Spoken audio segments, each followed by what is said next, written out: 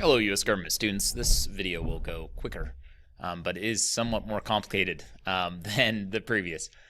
So I hope you grab some snacks and you're ready to continue. Something to think about is maybe right now in your notes, you could write down what are some expressed and implied powers. You can make this Venn diagram. What are some expressed and implied powers that the federal government has? What are some reserved powers that are given to the state? And what are some powers that they share? This would be a good exercise in trying to think about what powers go where, okay?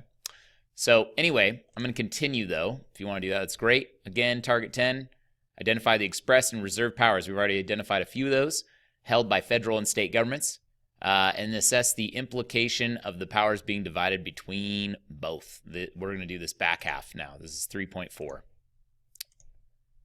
Okay, national government in the states, that's what 3.4 is about. I think this is in your book, but it talks about American federalism and how it's changed over time. So when the founding fathers wrote the Constitution, the idea was that these would be the state governments and the federal government would be separate from each other. So you can think of this as a layer cake, okay? You have federal, state. There's not a lot of overlap. There's not a lot of working together. They have their own independent roles. However, today, what has happened is as the United States has grown, it's become more like a marble cake. I haven't eaten a marble cake in so long. But marble cake is, it looks like marble. Everything's mixed together. There's shared roles. So you can think of like COVID, for example. With COVID-19, you have stuff that the federal government's doing, that the state government's doing, that the local government's doing, and they're all working together to combat COVID. And this is what's called dual versus cooperative. Cooperative means the federal, state, local governments are all working together to execute some project. Dual federalism would be that state and federal governments are very separate. Dual federalism is early on. This was kind of the idea in the 1800s. Cooperative is more the idea of the 1900s and the 2000s. As I said, the federal government has the inherent power of acquiring territory, and you can see all the territory that has been acquired. This is the original up to 1780. Well, not the original, but up to 1783.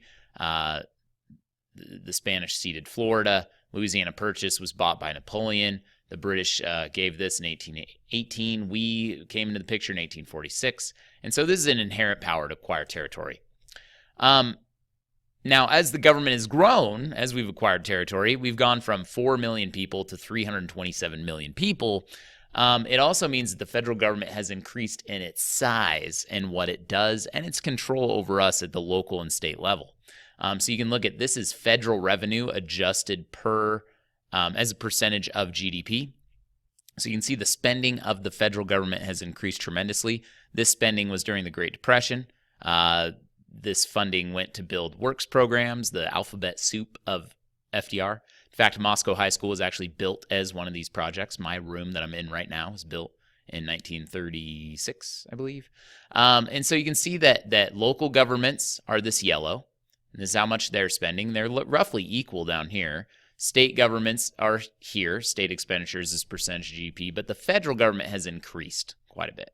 All of them have increased, but the federal government has increased more. And so we're more of a, we're not, and this is because of cooperative federalism, is the federal government acts as something that organizes all the states. Okay, so the way that the federal government has sort of increased its power is through grants, okay? So there's 3 types of grants that are mentioned in your book. The first is categorical grants. These can be used for school lunches, airports, and sewage plants. So a categorical grant is a grant given by the federal government to the state government.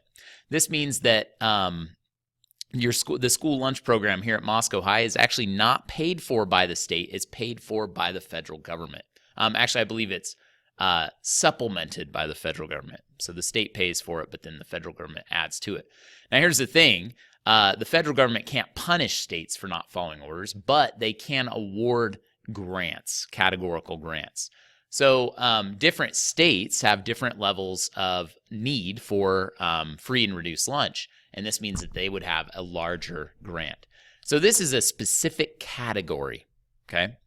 Now, a block grant is more general. It'd be like, here's an education grant, okay? You can use this however you want. Free and reduced lunch, you can buy new music equipment, PE equipment, whatever you want to do. These are used for healthcare agencies, social services, welfare programs. This gives communities and the state more freedom on how they'll use it. They don't have to just use it for school lunches or building an airport or building a sewage plant. They can use it for a variety of needs. So it's more broad, okay? Then there's also project grants. These are used for research, like the University of Idaho can get a grant to research COVID-19, right? Job training, beautification projects, building a piece of artwork in a city. The federal government could provide money to Moscow to build money. A good example of this, actually this is a bad example, but I'm pretty sure that the skate park was an example of a project grant. There's also grants from corporations, like Mountain Dew funded the skate park in Lewiston. Tony Hawk funded the skate park in the Palouse. But those are private organizations, but I'm pretty sure the Moscow one was actually funded by a federal grant. So people applied for a grant, they got it, they built the skate park, or at least it supplemented the money. So that'd be a project grant, block grant, categorical grant. Now, there's also grants and aid, and these are used to build schools, colleges, flood control dams. Grants and aids can basically be used to build like a specific thing. Like the University of Idaho was part of it's a land grant college. And so it was a grant given to the University of Idaho before the state of Idaho even existed to build it. Revenue sharing, the federal government gives each state part of the tax money collected back to the state in forms of grants and shares. The only special rule is that this money cannot be spent on any program that discriminates, meaning that it discriminates based on race or sex. So a good example of this is athletic programs can't discriminate. They have to give an equal amount of money to girls basketball as they do to boys basketball. I already talked about that. So with grants, this isn't mentioned in here, but let me go back to these. So strings, there's also the idea of the federal government increasing in size. It has been it's been used with grants. For example, in the state of Montana, they had no speed limits back in the 90s. There's just no speed limit. The state of Idaho the drinking age was 18. Now, the federal government said if you don't add speed limits on the highways, we are going to cut funding for your highways. We will not give you grants for the interstate highways. State of Idaho, if you don't increase your drinking age, you're going to lose grants. This is a way for the federal government to sort of use these grants, their money, to control what's happening at the state level. And this has made the United States more of a top-down country than, say, it was originally set out to be. So how does the state help the federal government? First of all, one thing that's kind of frustrating is, as you were watching the election, you may have noticed that each state has a totally different way of doing things. For example, Georgia's having a runoff election. Idaho doesn't have runoff elections. A runoff election means that if nobody gets 50% of the vote, they have to do another election. So this has been an issue with the Senate. Who's going to control the Senate? Is it going to be Democrats or Republicans? It all comes down to Georgia's election laws. And that's because states, as a reserve power, run elections. They also conduct naturalization classes for immigrants. So the federal government allows immigrants to come in the United States, but it's the states that actually allow for that create naturalization classes. They also capture and hold federal criminals. The state of Idaho can catch if somebody is on a murder spree and the FBI is chasing them down, but a state police officer arrests them, they're going to assist the federal government. So this is a good example of marble cake federalism of both sides working together. Okay, this is the last part. This is state-to-state relations. So not only are the federal government and the state government working together in federalism, each state is working horizontally. This is done through three things. Number one, interstate compacts. These are compacts between states, say on like how to control, say, the Columbia River. There's interstate compacts to make sure that the Columbia River doesn't become polluted because it passes through Montana, Idaho,